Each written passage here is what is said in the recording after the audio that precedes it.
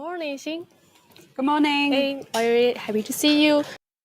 So, how was your festival? How was your spring festival? How was my spring festival? Yeah. Calm. We couldn't really travel to other places, so we spent most of the time here at home. And I was using that period of time to recuperate, honestly. So, as we all know, we had a very hard time last spring festival. Anything special this year for you? Peaceful. Yeah. Our hearts were not, clenched all the time. We had the luxury of enjoying some peaceful time without the worry of the danger of the virus or the safety of our loved ones. So I think in that sense it was really compensating. But what's special was I would like to mention this movie that I watched with me and my daughter. Last year was totally not possible. Nobody had the mood, was in the mood to watch a movie. This year, I understand China really broke records as to the kind of revenue, box office revenue. And when everybody was talking about this one movie called Hi Mom, so me being a mom, and I went with my daughter and watched this movie. And I was laughing and crying at the same time. I have to say the cinema was packed, okay? There was no social distancing, so that was a very nice experience, of course. But then, I was laughing and crying very often at the same time, or, laughing, but then with tears coming afterwards immediately. And the movie was about almost exactly the period of time that I grew up. So a lot of things I could relate. I don't know how much my daughter could relate to these things, but she also sit through and she said she liked it. Of course, not to the point, emotionally attached as I was, but it was a very interesting experience. And that really made my holiday, let's say. So in this movie, which part is the most impressive? I don't want to be a spoiler in case this movie ever goes abroad, but I think the part where the main character realized exactly what happened, so she started running to look for her mom. Yes. And that really just, brought my even more tears into my eyes. I have goosebumps when I'm talking about it now. It's because I love my mom, and I'm not able to spend time with her, but she cares for me so much. And I also love my daughter and my son, and I think that's a universal feeling. And when people only realize how much that love is, how great that love is, when you're at the last moment when you're at the deathbed, let's say, of your mom, that's really tough. So never take for granted what you have. So today is also a traditional Chinese festival, Lantern Festival. So we have a very traditional. Yeah, what do you have got for me? Yeah. So first of all, a present for you. Oh, that's very nice. Lanterns, Chinese lanterns. Basically, on the 15th of the first lunar month. Yes. And that's where you're supposed to wrap up the holiday celebrations. But you also mark it with eating glutinous rice balls. So I'll find some later today. Thank you. Welcome. So can we have some little guess of our lantern riddles? Okay. First of all, one of the things you have to do is to use your brain, to solve some riddles. That's what she's going to do. So the first one is, what room has no walls, no doors, no windows, and no floors? Oh my God! I think I'll concentrate on my news program, my opinion shows. Let me at least read these myself. Oh my God. What room has no walls, no doors, no windows, and no floors? So this is, it's about a room. What room? The room for improvement. Oh no. No? Some kind of food. Some kind of food. Mushroom. Yeah, you can open it up. Mushroom. Our answer is mushroom. Hey, but I was not too bad. I was not far because the room for improvement has no walls, no doors, no windows, Yeah. no floors, We right? talk about food, but you talk Okay, about our mushroom. future. I So wonder where that the word come from. second one is which Can is I read it faster? myself? Yeah. Okay, which is faster, hot or cold? This is highly subjective. Highly subjective. I doubt there is correct answer to it. Well, I would say hot. Why? No, but heat radiates, right? The moment you see someone who's hot, who is passionate, Because sometimes we could catch a cold, but we cannot catch a hot. so hot is faster. Yes. Yeah, I was Brilliant. right again. So okay. Okay, very good luck to our Okay. show. I will see you after the live. After the live streaming. Thank you. Okay, good Very luck. interesting. Bye. Yeah. Bye-bye.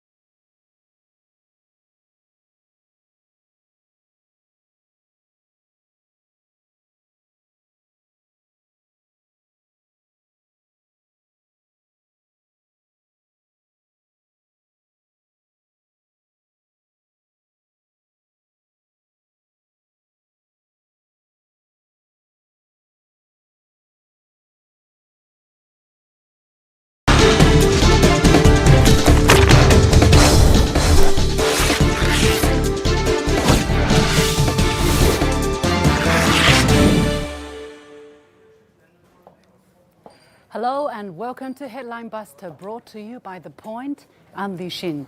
In this segment, I dissect stories that are making headlines around the world and talk to my guests to compensate for the missing pieces of the puzzle. So do join me in real time by sending us your comments or questions via the CGTN page on Twitter, Facebook, YouTube, or Weibo. If you're watching this live on the CGTN application, email me at thepointwithlx@cgtn.com. Let me know what you think. We bring you our Headline Buster every Friday. Do get in touch and we just might read out your comments. This week, we're looking at how media covered the joint China World Health Organization mission in January as part of COVID-19 global source tracing research. Did some media twist WHO researchers' words to support a predetermined conclusion about China? That China didn't cooperate or that tense moments dogged the mission? Just how reflective is the coverage of the researchers' actual experience? First, a bit of background. Now, China and the WHO assembled a team of experts, 17 Chinese and 17 from abroad, including 10 experts plus 7 other staff. The team met in Wuhan, central China on January the 14th and split into 3 groups to focus on epidemiology, molecular research, and animal and environment, respectively. Now, via video conferences, on-site interviews and visits and discussions, the team conducted systematic and full-fledged research according to the team's press conference on February the 9th. Did the team members solve the mystery of where the virus came from? No, but they did walk away with more information than before and important clues to help guide the next round of studies. Some hypotheses include, first, the introduction of the virus through an intermediary host species, meaning from one animal species to another animal species and then to humans. A direct zoonotic spillover, meaning from an animal species to humans. And third, from food chain, frozen product in particular, as you can see here. Now, other theories, such as the lab leak theory, which researchers called extremely unlikely, probably will not be further studied. Regardless, the joint mission was a testament to the importance of international cooperation and significance of science. But when you read some of the headlines about the mission, what do you see? An emphasis on the acrimony between the Chinese and international experts and accusations that China refused to hand over key data. Was that really the case? Are readers being swindled into forming certain opinions? Let's take a look at a few examples. The Australian Broadcasting Company published an article on February the 11th with a couple of important problems. Now, the headline reads, Australian WHO investigator sent to probe origins of coronavirus says there were tense moments with China. The headline casts a pall over the entire mission. But read a bit further and you'll get the rest of the quote from the Australian researchers quoted, the microbiologist Dr. Dominic Dwyer. This is his exact quote. Now, it was apparent, and there were people from Foreign Affairs in China attending our meetings and so on. It was at times tense, but always very well-mannered and good-humoured. Take a listen. To be fair, the Chinese were very hospitable hosts and so on. Everyone worked together very well. It was a joint mission after all. There were some clearly differences of opinion, and there were quite firm and heated exchanges over things. But in general, everyone was trying to do the right thing. And certainly WHO got more data than they've ever had before. And I think that's real progress. So why was the positive part completely cut out from the headline? It just as easily could have read, Australian WHO investigator says moments with China were well-mannered and good-humoured. I guess that's not the story they want to tell. Besides taking Professor Dwyer's words out of context, the article also claims some key data may not have been handed over. No convincing explanation was included in the article. Professor Dwyer was quoted as saying his Chinese counterparts did some enormous amount of work quickly. On the other hand, whether we got all the data, of course, is uncertain, and it was sometimes difficult to understand how they came to certain conclusions, and there were differences of opinion over that. Differences of opinion, I say, are natural in such a complex and international project, but that hardly amounts to China refusing to hand over raw data. But it wasn't just the ABC that clung to this idea. Plenty of media, such as the Wall Street Journal, The Guardian, BBC, Al Jazeera and Reuters, jumped on the claim that China refused to hand over data without blinking an eye at the inconsistencies, quoting Professor Dwyer as their source. But in zero of these articles is Dwyer actually quoted as saying China refused to hand over data. The articles also quoted other researchers, but none said either that China refused to hand over data. Yes, Dr. Dwyer said the researchers did not get access to everything they ideally wanted, but he also said he couldn't comment on why that was the case and whether it's a political issue or simply a matter of time. And not once, I say again, did he mention that China refused to hand over data. Perhaps all the confusion compelled Professor Dwyer to set the record straight in his own words. In February 22nd, he published a piece by the Conversation, an independent source of news and views from the academic and research community. He published his account, simply titled, I was the Australian doctor on the WHO's COVID-19 mission to China. Here's what we found about the origins of the coronavirus. He said we talked to our Chinese counterparts, scientists, epidemiologists, doctors over the 4 weeks the WHO mission was in China. We were in meetings with them for up to 15 hours a day, so we became colleagues, even friends. This allowed us to build respect and trust in the way you couldn't necessarily do via Zoom or email. It's very clear what his experience was like. And Professor Dwyer isn't the only WHO researcher who felt facts have been distorted. The New York Times published an article on February the 12th titled, On WHO Trip, China Refused to Hand Over Important Data. The article includes many conclusions based on what the WHO researchers supposedly said, including that Chinese scientists refused to share raw data that might bring the world closer to understanding the origins of the coronavirus pandemic. It also claimed the WHO experts said disagreements over patient records and other issues were so tense that they sometimes erupted into shouts among the typically mild-mannered scientists on both sides, and that China's continued resistance to revealing information about the early days of the coronavirus outbreak makes it difficult for the researchers to uncover important clues that could help stop future spread of such dangerous diseases. But that just wasn't the case, according to Professor Dr. Peter Daszak, an animal disease specialist who was one of the experts quoted in the exact New York Times piece. A day after the article was published, that he tweeted about the piece. This was not my experience on WHO mission. As lead of Animal Environment Working Group, I found trust and openness with my China counterparts. We did get access to critical new data throughout. We did increase our understanding of likely spillover pathways. Another expert on the team, epidemiologist Professor Tia K. Fisher, also quoted in the same New York Times article, retweeted Dr. Daszak's post saying, "This was not my experience either on the epi side. We did build up a good relationship in the Chinese international epi team. Allowing for heated arguments reflects a deep level of engagement in the room. Our quotes were intendedly twisted, casting shadows over important scientific work." To which Dr. Daszak replied, "Hear, hear. It's disappointing to spend time with journalists explaining key findings of our exhausting month-long work in China, to see our colleagues selectively misquoted to fit a narrative that was prescribed before the work began. Shame on you, New York Times." Ouch.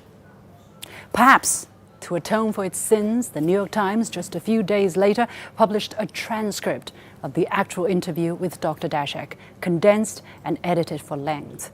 Dr. Daszak tweeted a thank you to the New York Times for posting this transcript. But where does that leave the other and the original piece that made a much wider impact? Would we have ever seen the entire interview had he never made the public complaints? Would everybody need to make such a complaint before their views can be objectively reflected in New York Times reporting? Twisting the words of the experts interviewed isn't fair to the researchers themselves who are working so hard. It's not fair to the readers who deserve to know the real story. It's not fair to the scientific method, and certainly not fair to the over 2.5 million people who have died from the virus so far. We'll take a quick break, and when we come back, I'll talk to our guests about this very important issue. Stay with me.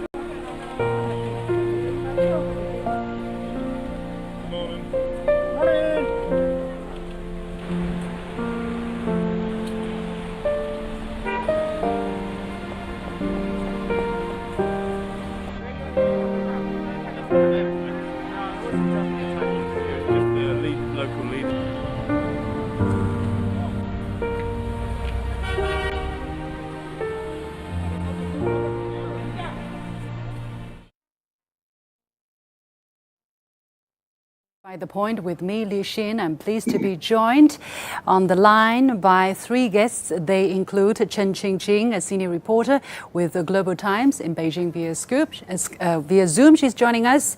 We're also joined by Scott Ritter, a former U.S. Marine Corps intelligence officer in New York via Zoom, and Professor Wu Zhiwei, Center for Public Health Research, Medical School of Nanjing University.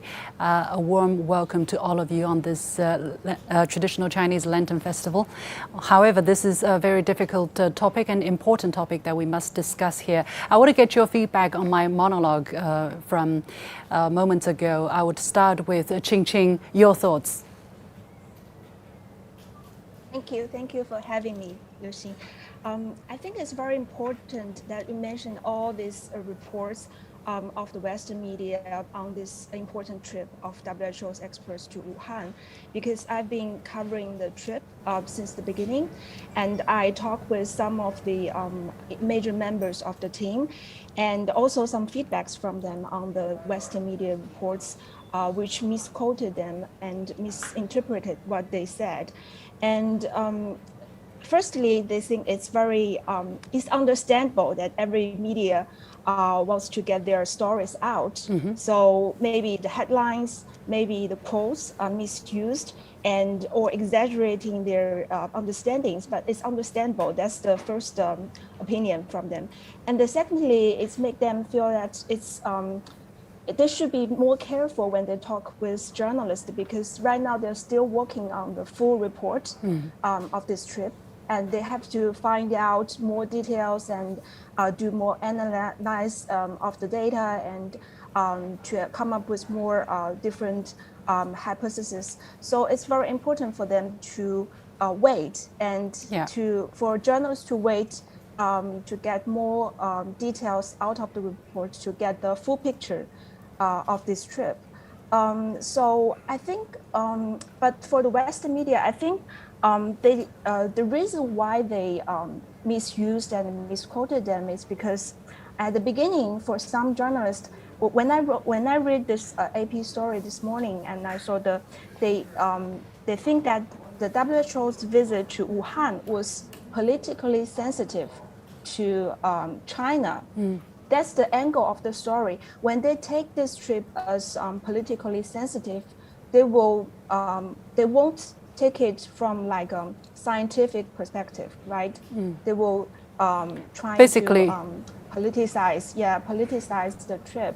So I think the way we cover the trip should be listen to the experts instead of politicians. Yeah. And we just wait a little bit more to get basically So you're basically saying some media already have their ideas what kind of angle they want to cover the story before they even have the story. They have decided that they're going to go, towards the topic from a political point of view, for instance. Scott, what is your take? Well, I mean, in the United States right now, one of the big, themes that's being pushed is science. Support the science, go where the facts take you. But what we're seeing is the corruption of data. The United States right now has heavily politicized the COVID issue. When the COVID outbreak first began, we saw the Democrats blaming the president, and then the president seeking to, and this was Donald Trump at the time, the president seek to blame elsewhere, so he blamed China. And as a result, nobody cares about the facts. It's all about pointing fingers and establishing blame. The other thing that happened was we also began to blame the World Health Organization. We in the United States, we started to say that the WHO was too close to China, that it was too willing to accept Chinese data. And then the last thing is that, we've had this ongoing trade disagreement with China. We have difficulties with China in the South China Sea. So there's already a political environment conducive to the demonization of China. That is, that the American public doesn't need to be convinced not to trust the Chinese. So it's very easy to say the Chinese are lying, the Chinese are misleading, the Chinese have corrupted the World Health Organization. It's a much more difficult argument to say China might be telling the truth. Because if you say China might be telling the truth, you're running counter to the narrative that's been sold to the American public for years now, that China can't be trusted. China is, not just a nation that we're competing with, but it's a nation that we're almost on the verge of being enemies with, which is, of course, the last thing that's the truth. I mean, yes, there's difficulties politically between our countries, but China has become a political football here in the United States, which means the truth will never be embraced. It's only going to be how we can twist data to sustain a political narrative that supports one party or the other. And both parties right now are not friendly towards China. That is, I know we've talked about it so much, and actually many guests have mentioned it, but still every time I hear this, it's unbelievable how strong political pressure can be, that even respected international press and respected international scientists even could make statements that go contrary to what they have been advocating as integrity, either journalistic integrity, professional integrity, or just integrity of not lying, as a human being. But anyway, Professor Wu, that was my take. Your thoughts of the whole issue here? Well, I agree with what Scott just mentioned, that this virus origin issue was initially proposed to politicians and promoted by some media, and basically this issue actually brought out disproportionately. But as a research scientist, I think we have to respect the science and we respect the scientists. When scientists or the investigation team went to Wuhan doing this origin investigations, what they have to do is they have to look at the epidemiological data, molecular data, and also they go to the market and also hospital, look at the patient data as well. It's a very complex issue. They have to look individual pieces of evidence and put them together, because the virus origin finding investigation is not basically you can draw a conclusion from single event. You have to connect them and form a very complex network and provide analysis and then come out with certain conclusions. So this is something actually we have to be really careful as a research scientist. That's exactly what we do. We have to get a whole picture and to see where is the possible origin. And one thing we have to bear in mind for most of the people, they don't really understand, is that even you get all the entire picture and get your conclusion, usually this is rather conditional or tentative. I think for many virus origins, you can never get a conclusive origin. And usually that's the possibility. So, for example, are we doing the wrong thing here, however, Professor Wu? Are we being too optimistic or expecting too much for the answers to surface? Because, for instance, for the origin of the SARS pandemic, which broke out in 2003, it took years before the scientists finally were able to pin down exactly where it came from. And China didn't shy away. China acknowledged that it came from bats in certain parts of China. So that was that. So now we're only a year and two into this epidemic, as far as we know. Is it way too early to try to make any conclusion by now, Professor Wu? Absolutely. I think they took too simplistic view of this finding the virus origins. I think this is actually basically driven by the political issues, and the people essentially developed kind of anxiety trying to pin down where the virus came from. Actually, I don't think scientifically you could pin down this origin of a virus in such short time. If you look back in the AIDS HIV origin, actually we made a couple mistakes. In the early days that we thought we knew it, but later on, actually even earlier cases was identified. So this is actually a progressive issue. Yeah. Ching, how do you look at the kind of eagerness that's exempted, that's demonstrated on all parts. Maybe except the scientists who really believe that this is going to take years to uncover this mystery, but from the press, from the international press, from international governments, and of course, from the World Health Organization to try to find the source of this virus, versus the scientific fact that it takes time to pin down such a complex virus. Yeah, I agree with Scott, because at the beginning of the pandemic, it was huge. And because the Trump administration continued politicizing on the issue, so everybody wants to know who is to blame for the pandemic. I think for the scientists, it's not a question to find who should be blamed for the pandemic, but they are trying to figure out how it comes and how the outbreak began and what caused of the outbreak. And for example, I spoke to one of the team member yesterday and asked him, so are we getting closer to the final report and the real cause of the outbreak? And he told me that they are working like 20 hours, 15 hours every day, and they work really hard, but it's a scientific question, and it takes time to, maybe like you said, like take years to figure out what's the real cause of the outbreak.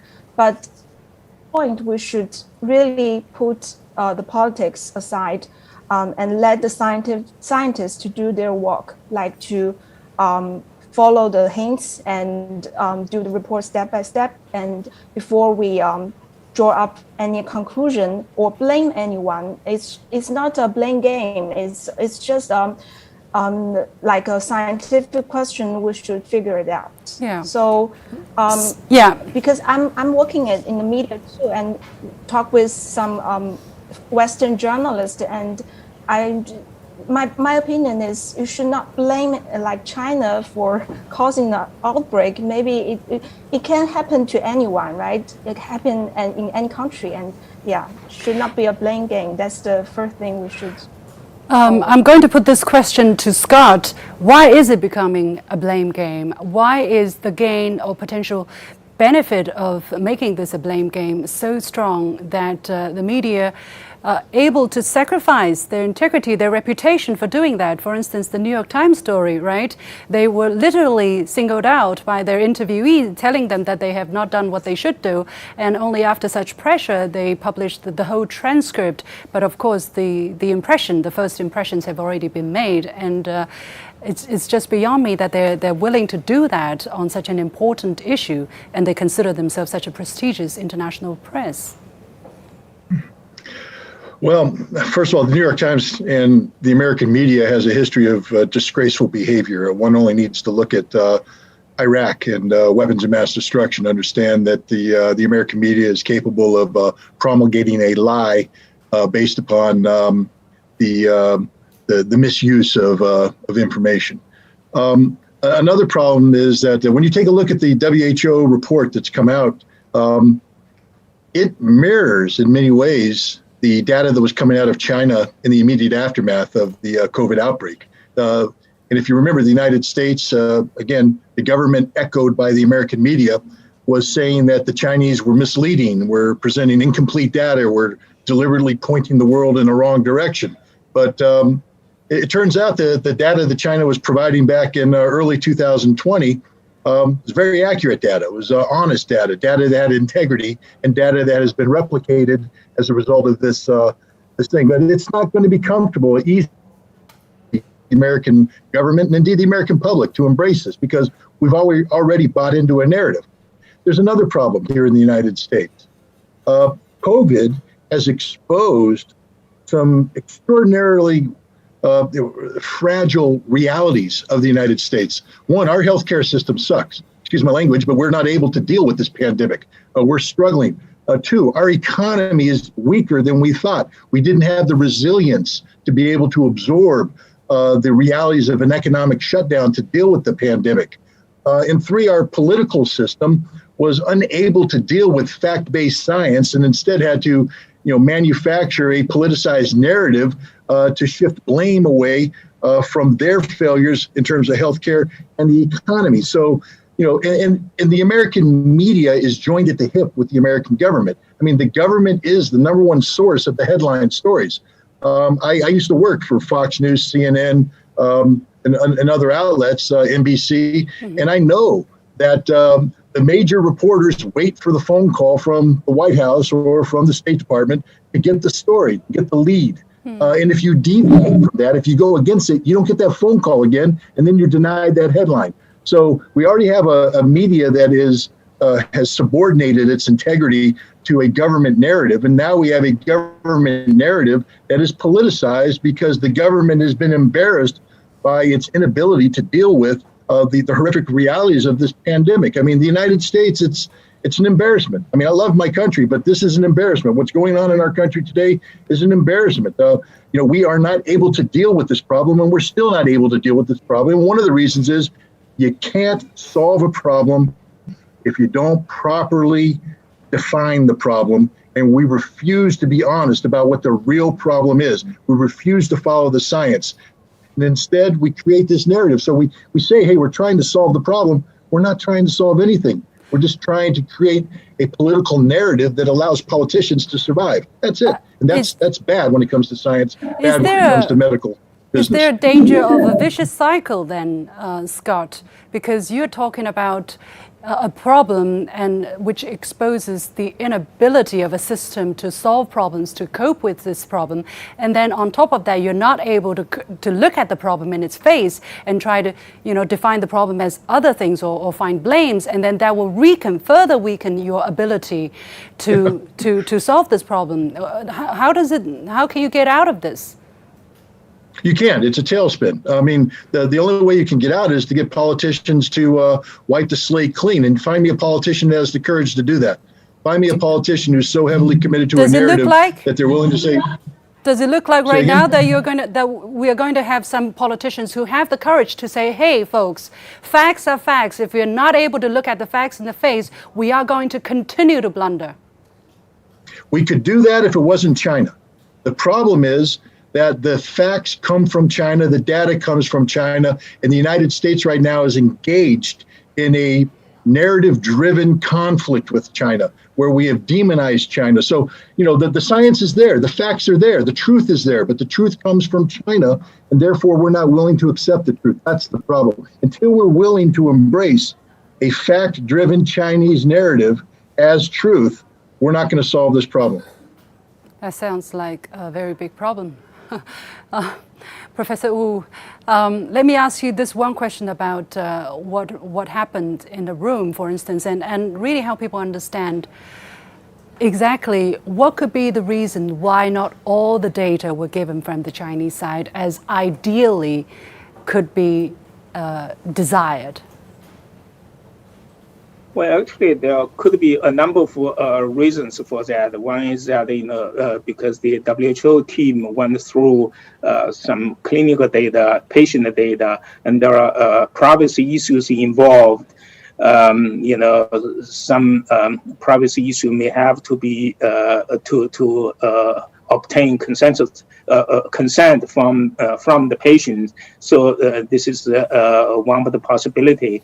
The other thing is that because they went through a lot of research data, some of the research data may have priority issues involved, and then you basically have to go through the administrative issues to get approval. I mean, there are a lot of complex issues. I don't know the detail, what kind of data they don't get. But if you look at the WHO, the key investigators' public announcement is that basically what they did was they produced a long list on what they want to do, what they want to see, and based on what Dr. Peter Daszak said that most of those demands are met, and overall Chinese side is open and cooperative. After all, we're also dealing with a sovereignty, right? Dealing with a sovereign country. So, what are the boundaries of? I mean, think about any other country. Think about the United States. If a team goes there and investigates something and asks them to absolutely be transparent about everything and anything, is that going to be possible? Scott, yes or no? No, we are a sovereign state. We have rights to be protected. The gentleman was absolutely correct. Human beings have a right to privacy, and a state that goes in and tramples over that right to carry out an open-ended investigation is that's the wrong way of doing business. We would never allow that here, and I'm glad to see China's not allowing it either. Yes, Liu-Xin, I just add a point to this. I have the qualification to use the P4 facility in Wuhan, but actually I have to go through all the security check, whatever, and the research plan as well. I mean, very few people at Chinese researchers actually been able to go into the lab. So I think in this case, actually, the Wuhan facility has been really open and cooperative, and you can't blame them. Mm-hmm. Okay. Yeah, and we have to leave it there. Yeah, okay. Qing, very quickly. Yeah, just one more thing to add, because the trip to Wuhan, it's like if the WHO experts wants to visit some place or meet someone, they will talk with their Chinese colleagues and ask them to arrange this meeting and this trip. And the leader of the team, Peter Bamberg, when I interviewed him, and he told me that China has demonstrated the openness at maximum level. That means if they want to go to the hospitals, go to the seafood markets, go to the lab, like Professor said, the Chinese counterparts will arrange that. And I think that's the good step, right? But I'm not sure if the United States will do the same thing, like to invite the WHO experts to visit some places in the United States. Yeah. Well, let's see. I hope eventually, a more objective and down-to-earth attitude can be adopted, because that's the only way to solve problems and face the challenges that we're facing. Many thanks to Ching, Scott Ritter, and Professor Wu Zhiwei. And with that, we come to the end of this edition of Headline Buster, brought to you by The Point with me, Liu-Xin. As always, you can follow me on Facebook and Twitter using the handle Liu-Xin in Beijing. Thanks for watching. You've got The Point. Thank you.